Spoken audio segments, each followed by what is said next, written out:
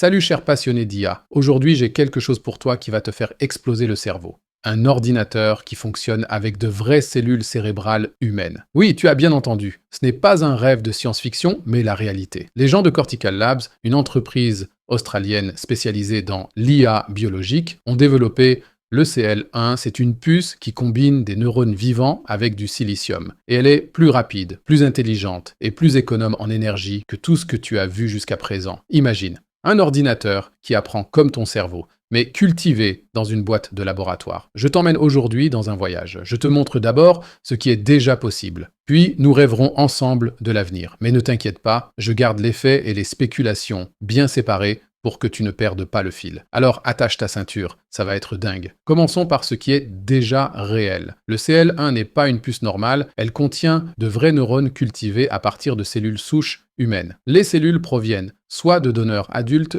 qui donnent leurs cellules de peau, oui, ta peau peut devenir ça, soit de cellules souches embryonnaires, tout est éthiquement sécurisé, rien de louche. Ces neurones se développent dans un bain nutritif spécial sur une puce de silicium équipée de 59 minuscules électrodes. Les électrodes sont comme de petites antennes. Elles peuvent envoyer des signaux aux neurones et en même temps capter ce que les cellules répondent. Pour que tout fonctionne, il y a un mini-système de maintien en vie. Des pompes fournissent aux cellules des nutriments. Et la température est maintenue exactement à 37 degrés, comme dans ton corps. Le logiciel est génial. Il entraîne les neurones avec un système de récompense et de punition. Quand les cellules font quelque chose correctement, elles reçoivent des signaux clairs et harmonieux, comme un bien joué.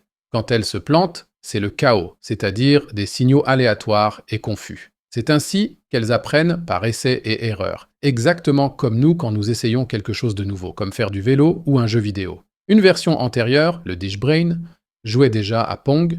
Les neurones ont découvert comment déplacer la raquette sans que personne ne leur dise ce qu'est un jeu ou quelles sont les règles. Le CL1 est l'évolution, plus stable, plus précis et prêt à l'emploi. Tu peux l'acheter maintenant. Ce n'est pas une vision du futur, mais un fait. Et comment fonctionne exactement l'apprentissage? Les électrodes traduisent les entrées numériques en impulsions électriques que les neurones comprennent. Lorsque les cellules réagissent, leurs signaux sont reconvertis en données numériques. C'est comme si tu discutais avec ton cerveau, mais à travers une puce. Parlons maintenant de l'efficacité énergétique, car c'est vraiment impressionnant. Ton cerveau fonctionne avec 20 watts et peut quand même jouer aux échecs, mentir et rêver. Aucun ordinateur au monde n'est aussi économe. Le CL1 utilise précisément cette efficacité naturelle. Un rack avec 30 unités CL1 consomme à peine 850 à 1000 watts, c'est moins que ton grille-pain ou ton micro-ondes. Compare ça avec les grands systèmes d'IA comme GPT-3. Ils ont besoin de millions de wattheures pour leur formation. Des centrales électriques entières tournent à plein régime pour eux. Les GPU NVIDIA utilisés pour l'IA consomment facilement 300 watts par carte et tu en as besoin de centaines pour former quelque chose de grand. Le CL1 le fait avec une fraction de l'énergie et livre quand même des résultats incroyables. C'est déjà un énorme avantage, surtout si tu penses au changement climatique et à la durabilité. Les entreprises pourraient révolutionner leur centre de données avec quelque chose comme ça. Moins de coûts d'électricité, moins de CO2, plus de puissance. Ce n'est pas de la théorie, c'est déjà dans les spécifications de Cortical Labs. Et ça devient encore mieux. Comme les neurones apprennent si efficacement, ils pourraient résoudre des tâches complexes plus rapidement que l'IA traditionnelle sans avoir besoin de les nourrir avec des téraoctets de données. Cela rend le 101 non seulement écologique, mais aussi sacrément pratique. Que peut faire le 101 maintenant? Il existe des applications concrètes qui fonctionnent déjà ou sont sur le point de le faire. En médecine, ce truc vaut de l'or. Imagine que tu veuilles comprendre l'Alzheimer. Avec le CL1, tu peux voir comment de vrais neurones humains réagissent aux maladies. Les chercheurs pourraient tester des médicaments en nourrissant les cellules avec des substances actives et en observant ce qui se passe. Centigrade serait plus rapide que les modèles informatiques et plus précis que les expériences sur les animaux. Un grand pas pour l'industrie pharmaceutique. Un exemple, disons qu'un nouveau médicament devrait améliorer la transmission des signaux entre les neurones, par exemple dans la démence. Avec le CL1, tu pourrais mesurer en direct si les cellules déclenchent plus rapidement ou si elles deviennent plus stables, et ce,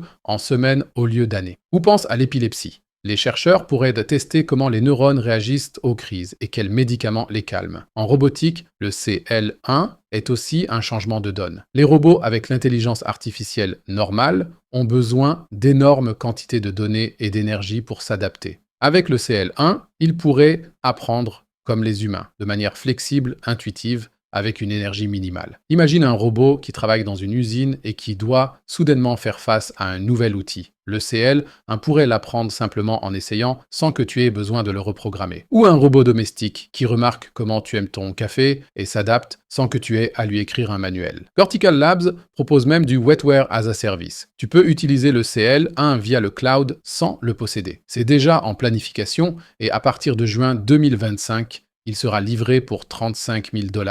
Pas un jouet haut de gamme, mais quelque chose que les chercheurs du monde entier peuvent utiliser.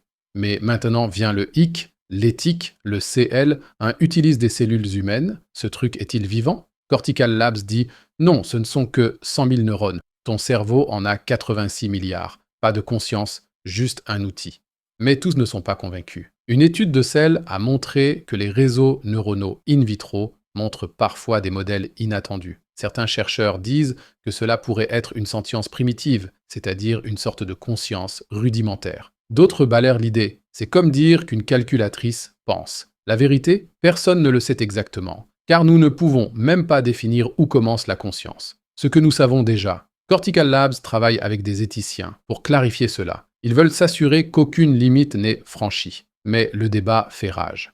Un critique a même dit « Si ce truc dit un jour non, que ferons-nous alors ? Qu'en penses-tu? Est-ce juste un outil intelligent ou deviendra-t-il un jour effrayant ?» La question est ouverte et elle nous occupera encore longtemps. Maintenant, faisons un saut dans le futur.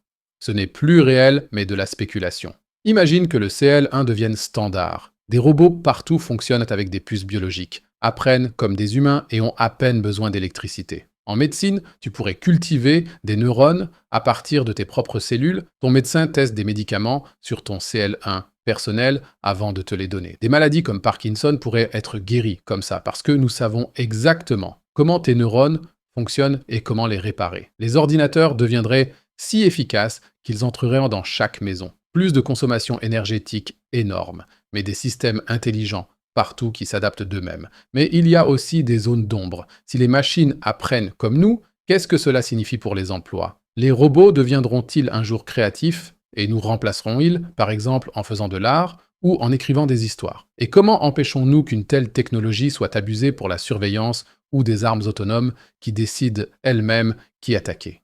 La frontière entre l'homme et la machine pourrait s'estomper. Peut-être interagirons-nous bientôt avec une technologie qui nous ressemble plus que nous ne le pensons. L'éducation pourrait aussi changer. Les enfants apprennent avec des ordinateurs biologiques qui s'adaptent à leur style d'apprentissage. Presque comme un enseignant qui sait toujours ce dont tu as besoin. Ce sont toutes des possibilités que le CL1 pourrait ouvrir. Mais c'est à nous de décider comment nous les utilisons. Peut-être verrons-nous dans 20 ans des ménages où le réfrigérateur avec des neurones décide lui-même ce que tu devrais manger en fonction de ta journée. Qu'en penses-tu? Le CL1 est déjà réel et livre des résultats fous.